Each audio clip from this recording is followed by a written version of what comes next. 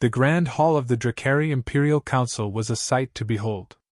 Towering pillars reached high into the darkness above, where dim lights glowed like stars, creating an almost celestial ambience. At the center of the chamber, holographic star maps floated in midair, projecting the vast territories of the Dracari Empire. Around the room, the council members sat in their elevated seats, their expressions stern and resolute. The Empire's most powerful figures were gathered, their metallic armor glistening, an imposing presence that reflected their authority over the galaxy. Confidence and anticipation buzzed through the air as they prepared for what was to come. This was the empire that had, for centuries, expanded its reach across star systems, dominating and absorbing lesser civilizations with ease. They had grown accustomed to victory, and with each conquest, their control over the galaxy's resources solidified. Now their sights were set on a new target, a small, seemingly insignificant planet known as Earth.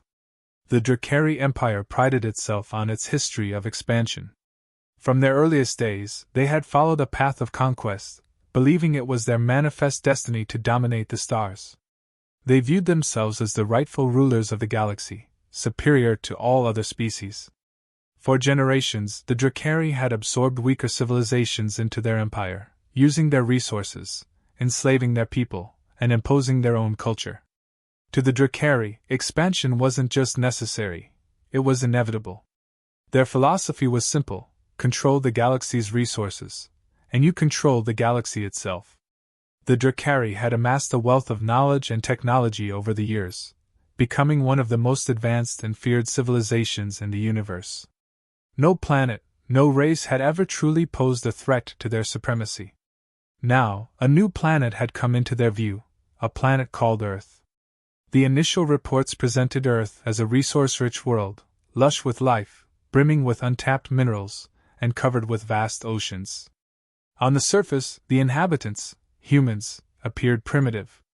Their technology was far behind that of the Dracari, and their war tactics seemed basic. As far as the Dracari were concerned, Earth would be an easy conquest, a planet to strip for resources and leave behind like so many others.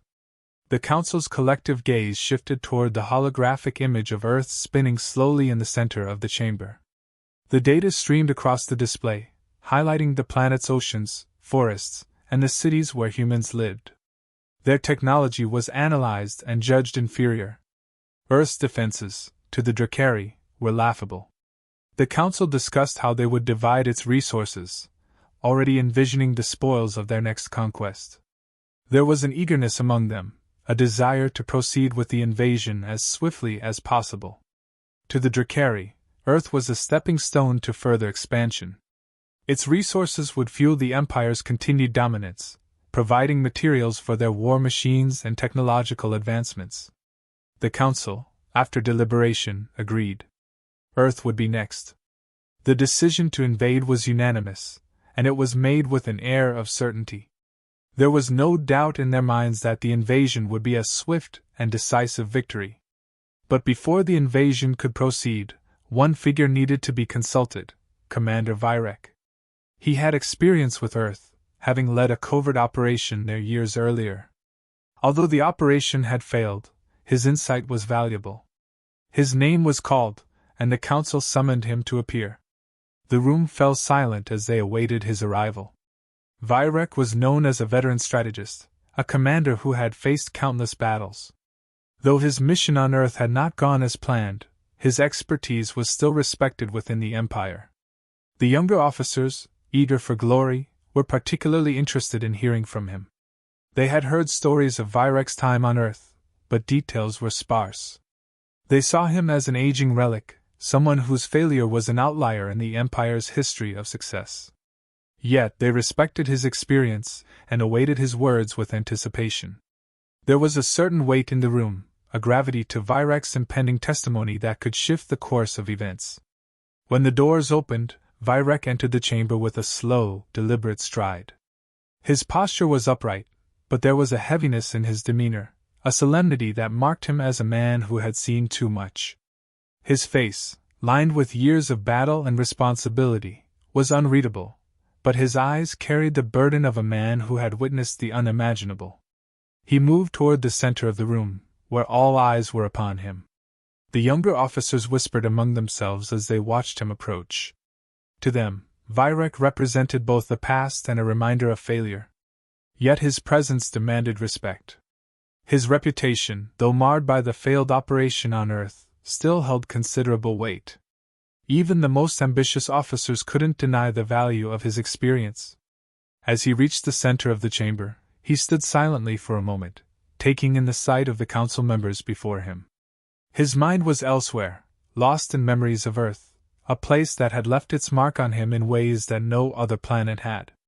The council remained quiet, waiting for him to speak, knowing that what he had to say would be crucial to the future of their empire. Vyrek stood before the council, his expression stern, taking in the faces of those present. The silence in the room was almost tangible, and he could feel the weight of their expectations pressing down on him. They were eager for his report, ready to hear what they presumed would be just another story of a simple mission gone awry. But Vyrek knew better. He had lived through the horrors of Earth, and the truth he was about to reveal would shatter their preconceived notions.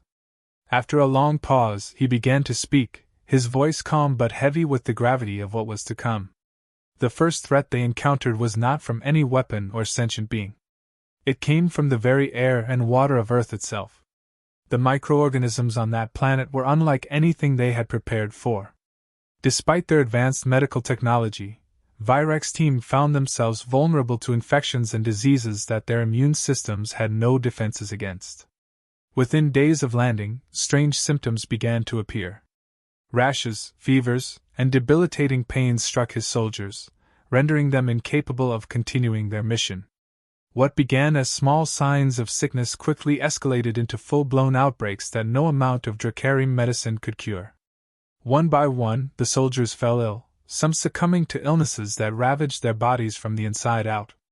Vyrek described how they watched helplessly as their comrades suffered, their immune systems overwhelmed by the sheer number of pathogens attacking them at once. The microorganisms on Earth were relentless, and even the strongest of his team could not withstand the onslaught. Several members of the crew died within the first week, their bodies deteriorating beyond recognition. The loss was not just physical, it broke the spirit of the team, casting a shadow of fear over the entire mission. For the first time, they realized that Earth was not just another planet to conquer. It was a living, breathing death trap. As if the biological threats weren't enough, Earth's climate itself seemed determined to destroy them. Vyrek recounted the violent storms that tore through their camps, with winds so strong they could lift even the heaviest of their equipment off the ground. Hurricanes appeared with little warning, battering their landing sites with torrential rain and lightning that seemed to strike with malicious intent. Earthquakes shook the ground beneath them, opening fissures that swallowed equipment, and even some unfortunate soldiers who couldn't escape in time. The weather was unpredictable, unlike anything the Drakari had ever encountered. Their technology, designed to withstand harsh environments, faltered under Earth's extreme conditions. Vyrek described the sense of helplessness that swept through his team as they watched their carefully laid plans fall apart, not because of enemy resistance, but because the very planet seemed to be rebelling against their presence. Equipment that had been tested in the most severe environments on other worlds failed miserably under the sheer force of Earth's climate. Tents were torn apart, supplies were lost, and morale plummeted as they fought not just to complete their mission, but to survive the planet itself. Yet, as deadly as Earth's atmosphere and microorganisms were, it was its wildlife that delivered the final blow. Vyrek spoke of creatures unlike any they had seen before. Predators that roamed the forests and oceans, each more ferocious and cunning than the last. Bears, massive creatures with strength that could crush a soldier with a single blow, attacked their camps during the night. Sharks, enormous predators of the deep, terrorized their sea-based operations, dragging soldiers into the depths before anyone could react. Poisonous plants and insects added to the peril, some with toxins so potent that even the smallest sting or bite could be fatal within hours. Earth was teeming with life, but that life was hostile, aggressive, and relentless. The planet's creatures were adapted to its harsh conditions, and they saw the Drakari as nothing more than intruders to be hunted. Several members of Virek's team were killed by the planet's wildlife, their bodies left as warnings to those who dared encroach on their territory. The Drakari soldiers, trained to deal with any combat scenario, found themselves powerless against these natural predators. For the first time, they were not the hunters but the hunted, and the realization left them terrified. On top of the biological and environmental challenges, their technology, which had always been a source of pride, proved unreliable on Earth. The planet's magnetic fields interfered with their cloaking devices, leaving their ships and outposts exposed. Communications systems frequently failed, making coordination nearly impossible. Without these technological advantages, they were vulnerable, blind to potential dangers, and unable to call for reinforcements or assistance when needed. Even their advanced weaponry malfunctioned in the unfamiliar atmosphere, forcing them to rely on more primitive means of defense. This technological failure compounded their difficulties. Virek's team, already suffering from illness and battered by the elements, now found themselves without the tools they had come to rely on. The realization that they were cut off from the Empire, without the ability to defend themselves properly, led to panic and disorder. What had begun as a mission of conquest had turned into a desperate struggle for survival. As the situation deteriorated, Virek made the difficult decision to retreat. Half of his team had already been lost, some to illness, some to the planet's wildlife, and others to the harsh environment. There was no hope of completing their mission. Earth had proven itself too dangerous, too unpredictable. Virek described the evacuation, how they had to leave behind equipment, supplies, even bodies, in their haste to escape the planet's grasp. The guilt weighed heavily on him. As their commander, he felt responsible for every death, every failure. He had underestimated the planet, and the cost had been the lives of his soldiers. As he finished recounting the losses, the council chamber was filled with a stunned silence. The Drakari, so confident in their superiority, had never encountered a planet like Earth. Murmurs began to ripple through the room, disbelief and shock clearly etched on their faces. Some of the younger officers, who had been eager to invade, now looked unsure. What they had assumed would be an easy conquest had turned into a story of horror and loss. The tales Virek shared had made them question everything they thought they knew about Earth, and the ease of their planned invasion. Virek shifted the focus of his briefing, moving from Earth's environmental dangers to something even more unpredictable: the humans themselves. He explained to the Council that, while the planet's hazards were formidable, it was the sentient defenders of Earth who posed the greatest challenge. The humans were not to be underestimated. Unlike any other species the Drakari had encountered, these beings displayed an unmatched level of ingenuity and adaptability, traits that had allowed them to survive on their Deathworld for millennia. Virek began by describing how humans quickly adapted to the Drakari presence.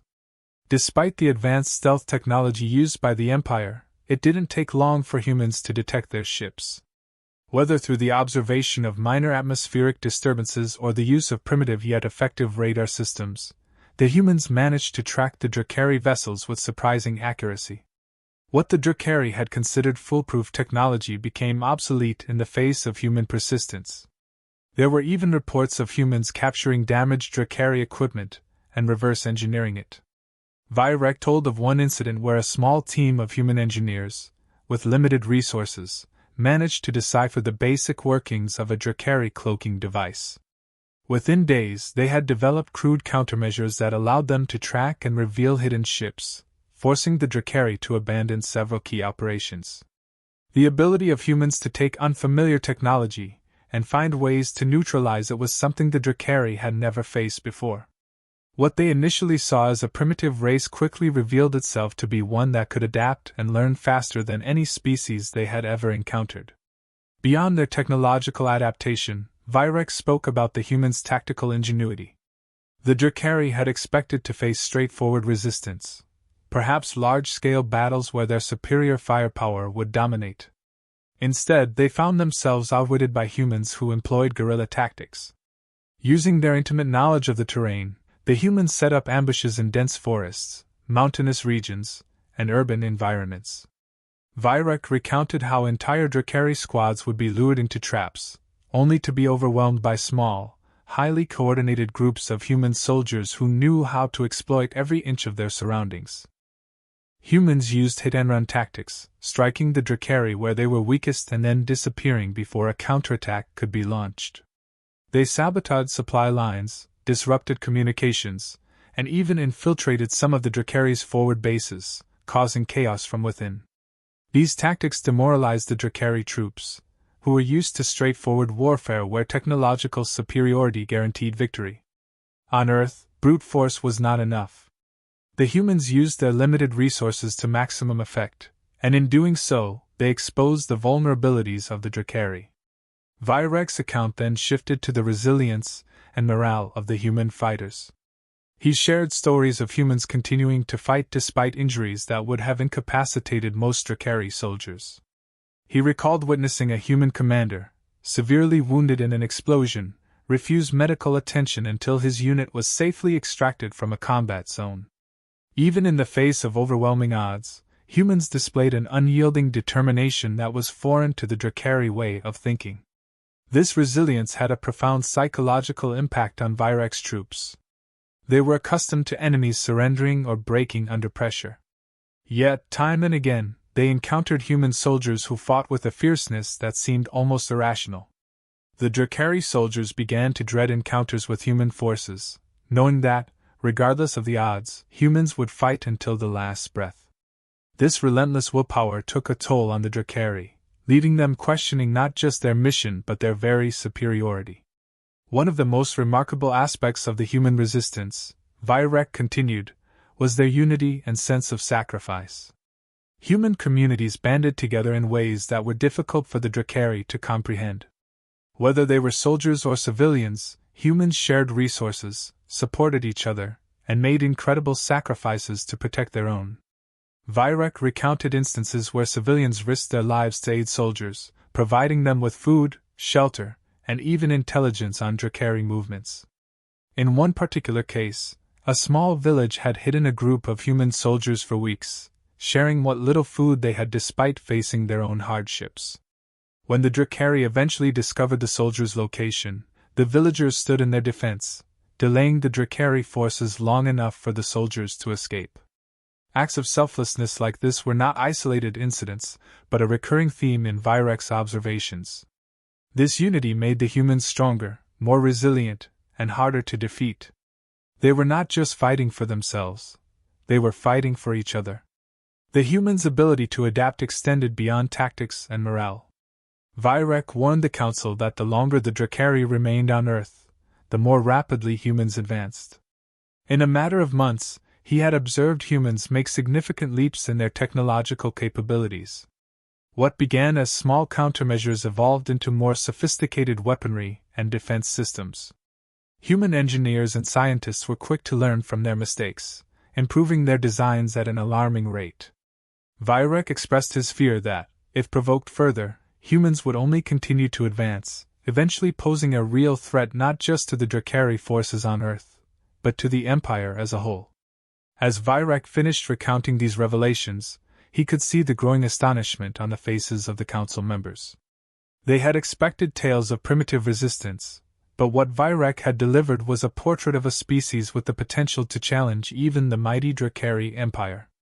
The younger officers, who had once been eager for invasion, now looked shaken. Respect, mingled with fear, began to replace their arrogance. For the first time, they realized that the invasion of Earth might not be the straightforward victory they had anticipated. The council chamber erupted into chaos the moment Vyrek finished his briefing. Heated debates broke out among the members, their voices rising as they argued about the next course of action. The younger officers, still eager for glory, dismissed Vyrek's warnings. They believed in the Empire's technological superiority and the strength of their forces. To them, Earth was just another world to conquer, another mark of pride for the Drakari.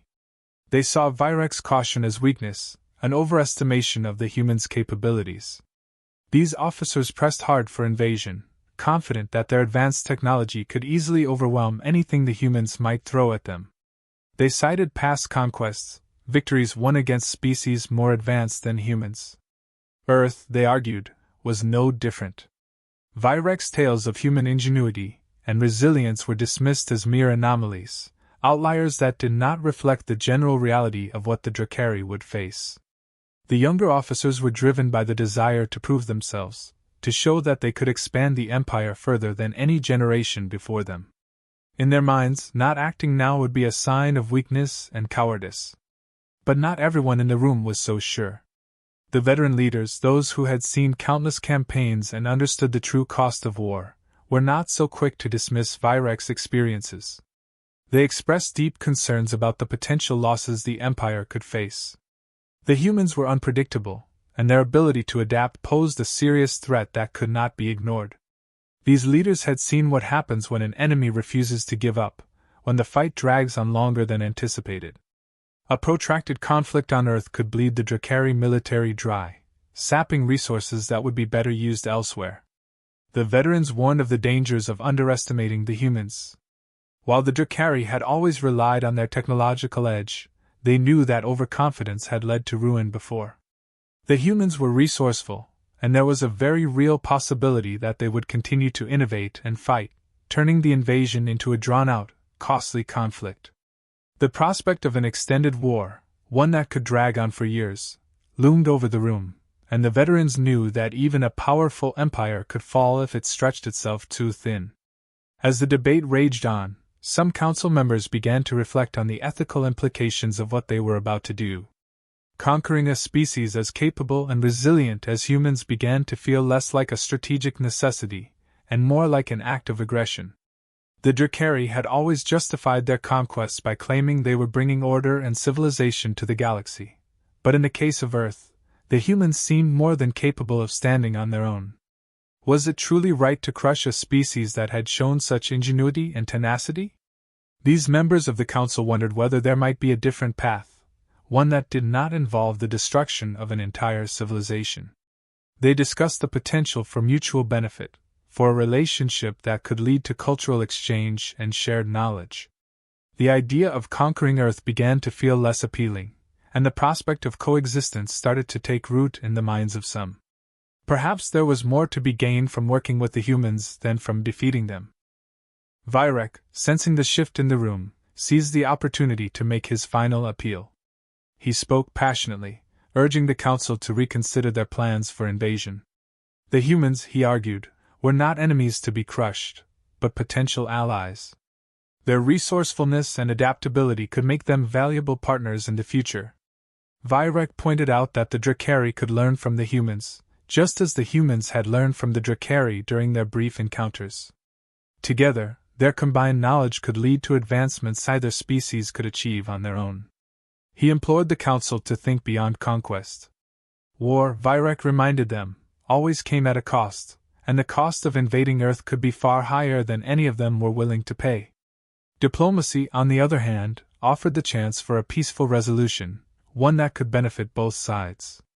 The humans had proven themselves capable of incredible feats, and aligning with them could open doors to new opportunities for the Empire. In the end, Virek's message was clear: diplomacy over aggression, cooperation over domination. The tension in the room reached its peak as the council prepared to vote. The atmosphere was thick with anticipation, the air practically humming with uncertainty. The decision before them was not an easy one, and everyone present knew that whatever choice they made would shape the future of the Empire. Slowly, one by one, the council members cast their votes. When the final tally was made, a narrow majority had decided in favor of halting the invasion plans. The official decree was issued shortly thereafter. Military action against Earth would be suspended indefinitely.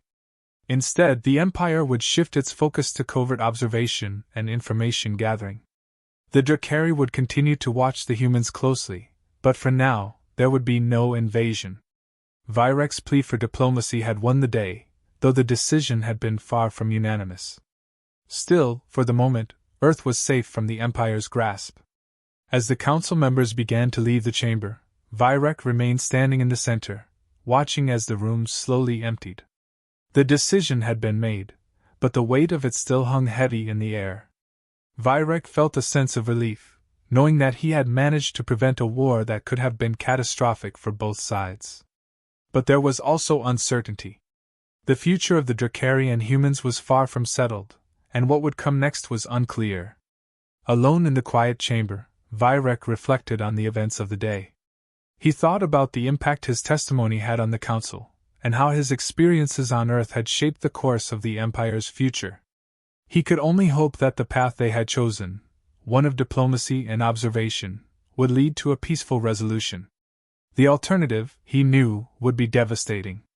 In the weeks that followed, quiet plans were set in motion for peaceful contact with the humans. The first steps toward diplomacy were tentative, but there was hope that, in time, the Dracari and humans could forge a relationship based on mutual respect and cooperation. Cultural exchange programs were proposed, and there were discussions of shared technological advancements. Though the road ahead was long, there was potential for something more than war, a future where two species could work together toward a common goal. As Vyrek left the chamber, he felt a glimmer of hope for the future. Understanding, respect, and cooperation, these were the ideals he hoped would guide the Dracari in the years to come. And with that, he walked out into a galaxy that, for the first time in many cycles, felt just a little more hopeful.